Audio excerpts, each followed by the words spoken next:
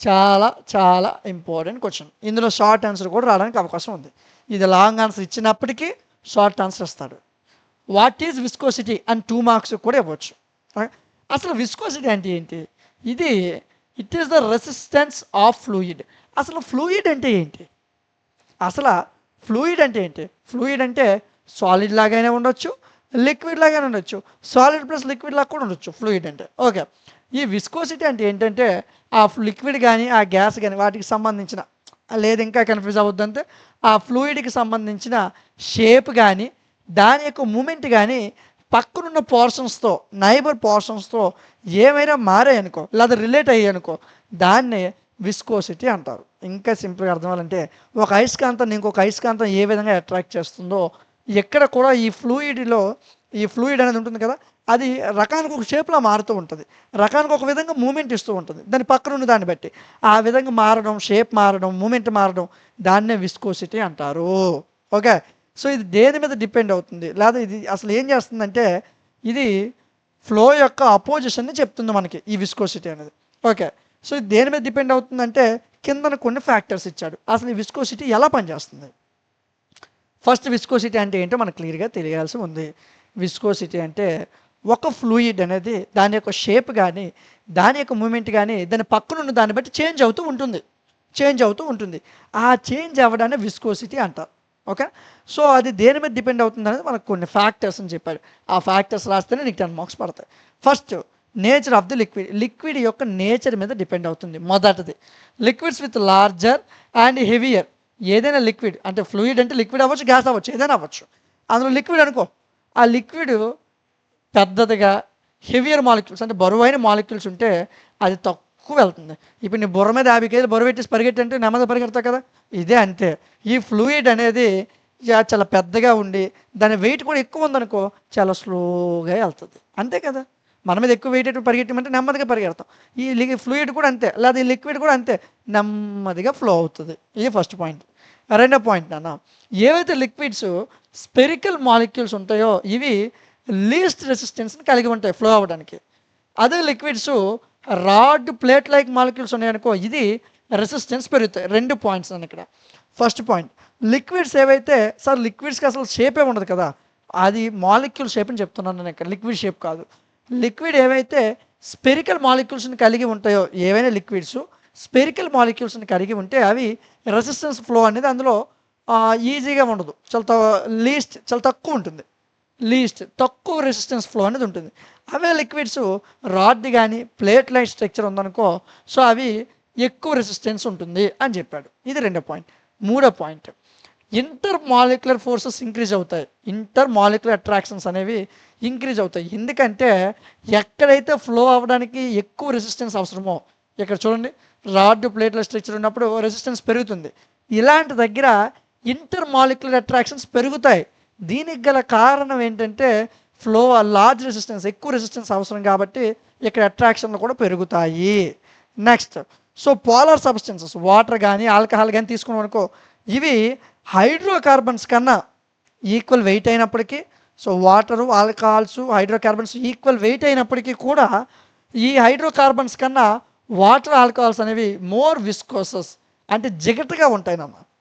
విస్కోసస్ అంటే ఏం లేదు, సింపుల్గా మీకు గ్రీజ్ కానీ ఆయిల్ కానీ, ఇంజిన్ ఆయిల్ ఉంటుంది కదా, ఇంజిన్ ఆయిల్ కానీ గ్రీజ్ కానీ మీరు పట్టుకుంటే జిగటగా అనిపిస్తుంది, గమ్ పట్టుకోండి జిగటగా అనిపిస్తుంది. సేమ్ అలాగే హైడ్రోకార్బన్స్ కన్నా వాటర్, ఆల్కహాల్స్ అనేవి ఆ నేచర్ని కలిగి ఉంటాయి అని చెప్పాడు.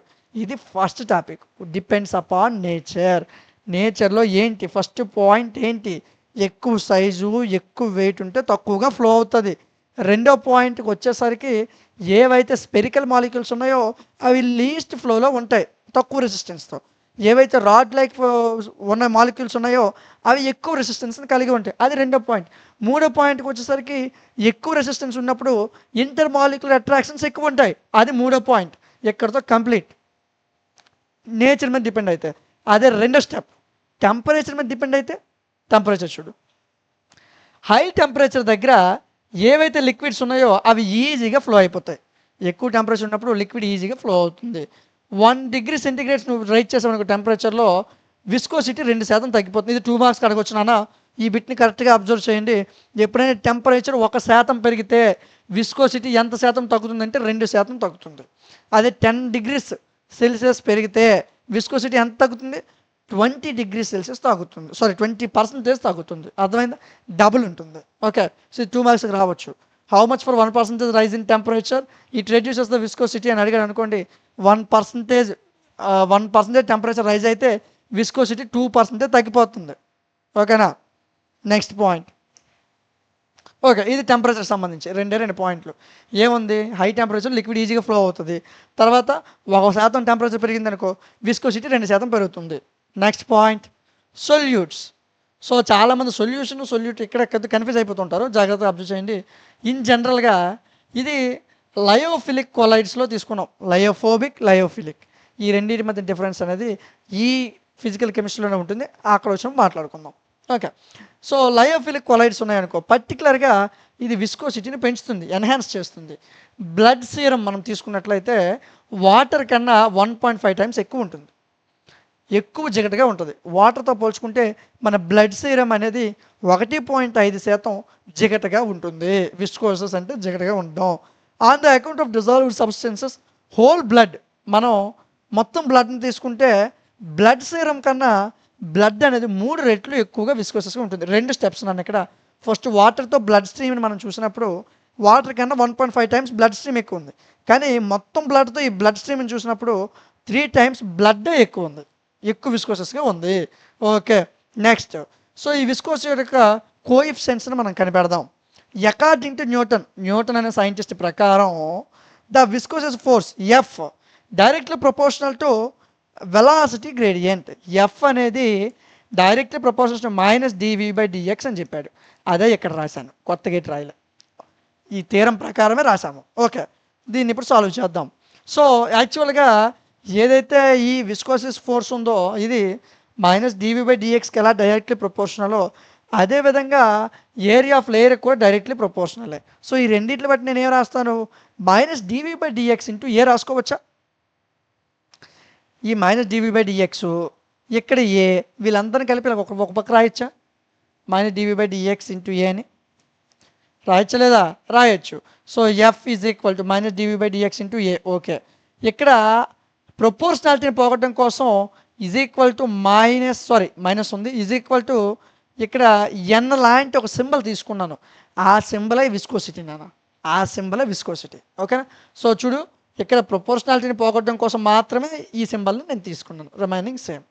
సో ఇక్కడ ఏదైతే ఈ సింబల్ ఉందో ఇది ప్రపోర్షనాలిటీ కాన్స్టెంట్, దీన్నే విస్కోసిటీ యొక్క కోఎఫిషియెంట్ అని పిలుస్తాము. Okay, next. ఈ నెగిటివ్ సైన్ అసలు మనకి ఏం చెప్తుంది అంటే, ఈ మైనస్ అనేది మనకి ఏం చెప్తుంది అంటే, ఈ విస్కోసస్ ఫోర్స్ అనేది ఆపోజిట్ డైరెక్షన్లో ఉందిరా బాబు. లిక్విడ్ ఎలా ఫ్లో అయినప్పుడు ఈ విస్కోసస్ ఫోర్స్ ఎలా వెళ్తుంది అంటే ఆపోజిట్లో వెళ్తుంది అని చెప్తున్నాడు. చాలా సింపుల్. నెగిటివ్ దేనికి చూపిస్తుంది? విస్కోసస్ ఫోర్స్ యొక్క direction which is opposite to flow of liquid యొక్క ఫ్లోకి ఆపోజిట్గా వెళ్తుంది అని చూపిస్తుంది. సో సింపుల్గానే ఉందా విస్కోసిటీ? ఇంకా ఉంది, క్వశ్చన్ అయిపోలేదు. సో దీనికి యూనిట్స్ చెప్పాలి మనం. ఇది మెయిన్ పాయింట్ నాన్న. ఇది మీకు కొన్నిసార్లు షార్ట్ ఆన్సర్ అడుగుతాడు. అంటే విస్కోసిటీ అనే క్వశ్చన్ మీకు 10 మార్క్స్లో రాలేదు, ముందు క్వశ్చన్ ఇచ్చాడు 10 మార్క్స్లో, అది నేర్చుకున్నాం, అది పడింది, రాస్తాం, బాగుంది. షార్ట్ ఆన్సర్లో ఈ విస్కోసిటీ మొత్తం అడగడు. Units for coefficient of viscosity, ఈ చిన్న ముక్కే కానీ ఇది చాలా ఇంపార్టెంట్. ఇది మీకు షార్ట్ ఆన్సర్ కలడానికి అవకాశం ఉంటుంది. సో లాంగ్ ఆన్సర్లో ఉంది, ఆ క్వశ్చన్లో ఉంది, ఇది వేరే క్వశ్చన్ ఏం కాదు. Okay, according to definition coefficient of viscosity we can write the expression rearranging equation. ఏం లేదు నాన్న, మనకి ఇక్కడ ఏదైతే ఈక్వేషన్ ఉంది కదా, F is equal to -a/dv/dx ఉంది కదా, దీన్ని నేను ఏం చేశాను? రీఅరేంజ్ చేశాను. అంటే ఎన్ మాత్రం ఉంచుకొని ఈ మిగతా వాళ్ళు ఇటు పంపించాను. అప్పుడు ఏమవుతుంది? -f బై ఈ రిమైనింగ్ మొత్తం ఇటు వచ్చింది.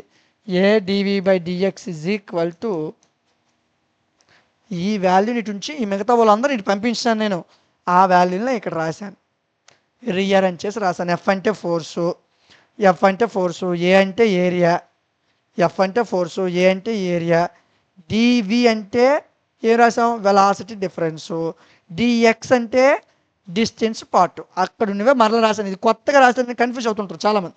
కొత్తగా రాయలే, అక్కడ ఉన్న వాల్యూని ఇటు రాశాను. ఫోర్స్ అంటే ఎఫ్, ఏరియా అంటే A, velocity difference V, distance part D. నువ్వు F by A dot V by D ఈ డీకి పంపించి పైకి పంపించి, లేదా ఇంకా సింపుల్గా చేయాలంటే ఇంకా ఈజీగా చేయొచ్చు. ఏం చేస్తామంటే మనం ఇప్పుడు చూడు ఒకసారి, F by A into V by D కదా, దీన్ని F by A by V by D కింద రాయొచ్చు. వీళ్ళ కిందకి రాసుకున్నాను అంతే. రాసుకోవచ్చా? అదే రాశాను అదా, అక్కడ ఏది ఉందో అది ఇక్కడ రాశాను. ఎఫ్ బై ఏని న్యూటన్ పర్ మీటర్ స్క్వేర్ అనుకున్నాను, వి బై డిని ఎంఎస్ ఇన్వర్స్ పెర్ మీటర్ అని అనుకున్నాను. న్యూటన్ పర్ మీటర్ స్క్వేర్ అంటే పాస్కల్, ఎమ్ పోతే సెకండ్ ఇన్వర్స్. ఇంతేనన్నా. ఈ యూనిట్స్ అనేది చాలా చాలా ఇంపార్టెంట్. ఖచ్చితంగా అడుగుతాడు. షార్ట్ ఆన్సర్లను అడుగుతాడు, లాంగ్ ఆన్సర్లను అడుగుతాడు. యూనిట్స్ పక్కా రావాల్సిందే. ఓకే. ఎఫ్ బై ఏ అంటే newton per metre square, V by T అంటే m s inverse by m. So m cancel అయిపోతే సెకండ్ ఇన్వర్స్ మిగిలింది. న్యూటన్ పర్ మీటర్ స్క్వేర్ అంటే పాస్కల్. ఇంతేనన్నా. సో విస్కోసిటీ అనే క్వశ్చన్ చాలా అంటే చాలా చాలా ఇంపార్టెంట్. ఖచ్చితంగా నేర్చుకోవాల్సిందే ఈ క్వశ్చన్ని, డామ్ షూర్.